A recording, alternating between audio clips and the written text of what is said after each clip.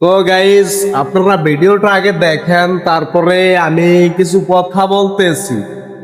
Two লাইনের একটা রোডের মধ্যে আর ওই ড্রাইভার সাহেব কিভাবে গাড়িটা বাউলে দিতেছে আপনারা নিজেরাই দেখতে পাচ্ছেন। আর সামনে কিন্তু এই যে একটা মুরব্বি ছিল, মুরব্বি কিভাবে রোডের সাইডে চলে গেছে আপনারা নিজেরাই দেখতে পাচ্ছেন।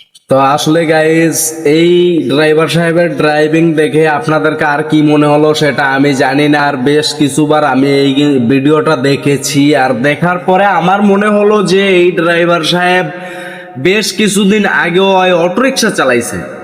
আর এই কারণে ঠিক ওর গাড়ি চালানোর কোয়ালিটি এরকম। আর এরকম কিছু ড্রাইভার ছাগল নির্পুতের কারণেই আমাদের ভালো ভালো ড্রাইভার গুলার বদনাম। মানুষে বলে যে ড্রাইভাররা নেশা করে, ওই হেই এলোমেলো ভাবে গাড়ি চালায়, ঠিক এরকম কিছু ড্রাইভারদের কারণেই। তো আসুন আমরা নিরাপদভাবে গাড়ি চালাই, নিরাপদ সড়ক গড়ে তুলি। আর এই গাড়িটা যদি ডাইনে বামে একদিকে মুভ করতো, তখন ওই ড্রাইভারের কিচ্ছু করার থাকতো না। মালিকের 60 থেকে 70 লক্ষ টাকার গাড়ি, পার্টির 1 থেকে 1.5 কোটি টাকার মালামাল কিন্তু এই গাড়িতে বহন করে।